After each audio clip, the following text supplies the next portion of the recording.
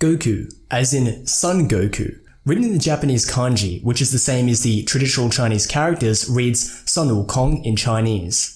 Goku originally debuted as a Journey to the West fan fiction. Here you can see the first draft of Goku being an actual monkey, then there's a cameo of Journey to the West archetypes such as monkey, pig, and a bandit from the desert being led on a quest to obtain a MacGuffin. Some of the other similarities include Wukong riding around in a cloud, Goku also riding around in a cloud, Goku's spherical spaceship ball is a nod to Wukong's birth from a stone egg, the Ox King and Chi-Chi are respectively based on the Bull Demon King and Princess Iron Fan, etc, etc. One thing that parallels both of their character arcs is their journey to godhood, or perhaps a less abstract term that aligns more with Chinese notions is immortality.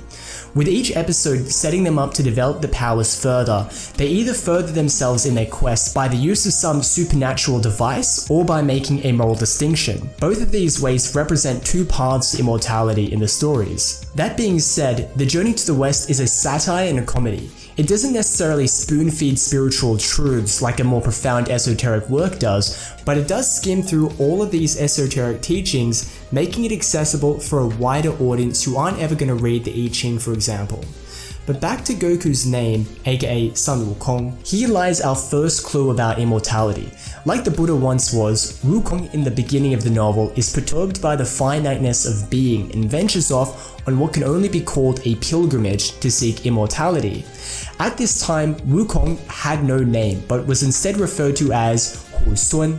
The meaning of the first character combines the radicals for animal and barbarian, while the second character means monkey. Oh, you touch my tra-la-la. My ding-ding. Making his name essentially mean barbarian monkey. This name is an apt description for the character we have seen so far: untamed, uncivilized, brash, and ignorant. When he meets his first mentor, the Taoist Subodhi, and is accepted into his monastery for discipleship, Subodhi changes his name to Son Wukong. Here the character for barbarian is dropped in favor of the characters Wu and Kong. Wukong is an esoteric Taoist principle meaning to be aware of the nothingness in and around you. To understand nothingness is to draw your attention away from the binary nature of all things to see the bigger picture. Many superhuman feats famous in the Far East usually incorporate this philosophical element of Taoism to get them to overlook their pain and discomfort. The difficulty in pursuing the understanding of nothingness is reining in what the Buddhists call the monkey mind. That's the nature of our mind, being forever discontent with stillness. And Wukong's journey, which is by extension the Buddhist and Taoist journey, is an allegory to tame the monkey mind within. Subodhi would teach Wukong his Taoist method for immortality, which comprises of three things: Jing, as in semen retention, aka not spilling the cup of Hermes; Qi, which is breathwork; and Shen, which is spiritual energy. Although originally very profound for Wukong, Wukong's monkey mind is too restless. Instead of living as an ascetic and patiently studying the way, he wants to learn Kung Fu. He wants to learn how to transform into things. He wants to ride in a cloud. He just wanted to learn the cool stuff, and in the end, his imprudence winds up getting him kicked out of the monastery for good. We can see Wukong try to take the shortcut to immortality and ultimately failed. This part of the book can be thought of as Wukong's attempt at Daoism. Wukong's second chance at immortality comes when he gets a job at the Jade Empress Palace. This is now Wukong's attempt to be a good Confucian.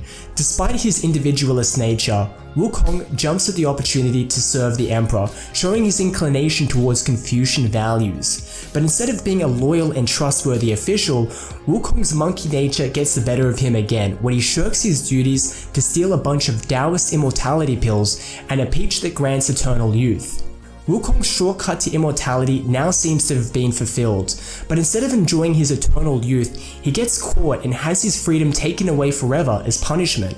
Wukong must now live for the rest of his eternal life trapped under a mountain unable to escape as punishment for his foolish behavior. Before, the only question for Wukong that mattered was how to attain immortality. Now the question is, what led him down this dark path to the predicament he's now in? His first attempt at immortality led him to the Daoist immortal, which led him to failure. His second attempt at immortality led him to the Jade Emperor, where he failed again. It's now where the focus on Buddhism comes into play, when the Buddha himself was the one that subdued Wukong and trapped him under the mountain. What the author is trying to convey is a subtle diss of Daoism and Confucianism in favor of Buddhism.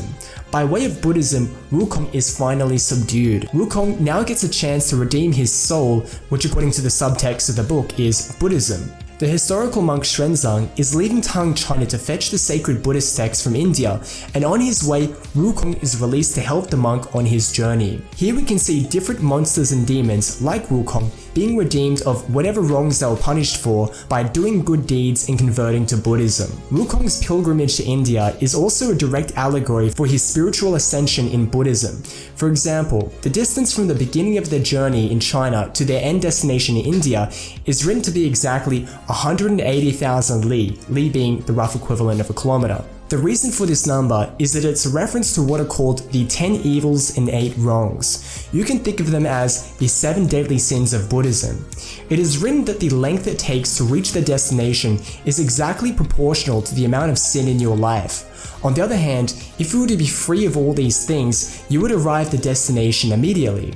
Quote, "Now I urge you, good friends, to get rid of the 10 evils. That is the equivalent of traveling 100,000 li. Then get rid of the 8 wrongs. That is the equivalent of crossing 80,000 li, and you will arrive in a finger snap and see the Buddha." End quote. With Wukong on his journey to redemption, we now have a reference point to compare the other demons and monsters who appear in the story. In the journey to the west, we can see beings move up and down the celestial hierarchy.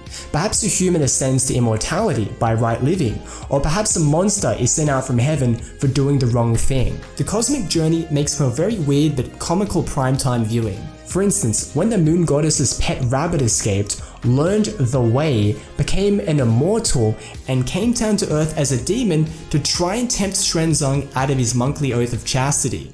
The reason for not only humans but also animals, monsters, and deities featuring on this quest for immortality is because Buddhism in China is of the Mahayanan branch. This sect of Buddhism places emphasis on the collective enlightenment of all beings, and thus a monkey, a pig, and a rabbit all get to feature in this anthropomorphic game of spiritual ascension. Beings are shown in Journey to the West to move up and down the celestial hierarchy as outlined by the reoccurring plot device of each chapter.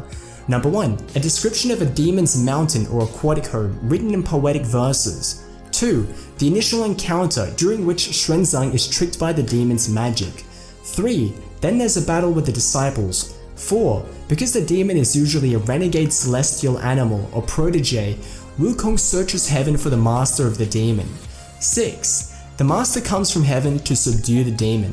And lastly, the demon is then reformed by going back to serve their master or converting to Buddhism and serving one of the Buddhist deities. The same kind of redemption arc is also found for our main protagonists who have also been punished for their crimes in the past, but now are given the opportunity to seek salvation by embarking on the pilgrimage, and as such they are rewarded with enlightenment at the end of their journey. Except for Pigsy, he's a real freak, catfishing girls in ancient China.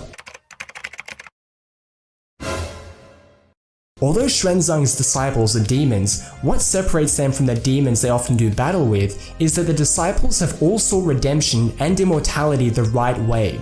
On their quest, the characters experience all the temptations of the 10 evils and 8 wrongs, and in order to get to their journey where enlightenment waits, they have to resist their vices, which are provoked by the encounters they face on their journey. In contrast, the other demons follow a heretical notion that they can get a shortcut to immortality by eating the pure-hearted monk.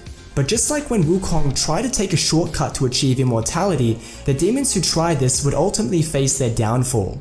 Wukong's character arc is completed by fulfilling his duty to the 3 religions represented in the book. With Buddhism, he was able to get the scriptures and obtain enlightenment, also known as Buddhahood. With Daoism, he studied the way of immortality, then took some Taoist immortality pills, and by helping the common people in need on his journey, he was also able to fulfill his duties to Confucianism. So according to Journey to the West, how can you achieve immortality? Well, aside from eating mercury-related immortality pills and eating the flesh of a sinless scapegoat, the emphasis is placed on right living. The way to arrive at end destination in India and hence enlightenment is, as I said before, to rid yourself of the 10 evils and 8 wrongs. It's theorized the journey to the West itself is an allegory of a meditator's journey to enlightenment, whose mind is being frequented by invasive thoughts that distract him on his journey, as represented by the demons who encounter the heroes on their way. So don't let the demons in your head distract you. Live morally and keep trudging west. Thanks a lot for watching, guys. If you like this video, please remember to like and subscribe. If you want to support this channel, sign up with the link in the description below to subscribe to ExpressVPN. It's the VPN that's battle tested by China's firewall. It can also help you hop over into here, or even here. If you want to secure your right to internet privacy and anonymity, sign up with ExpressVPN now. And I'll see you in the next video. Peace.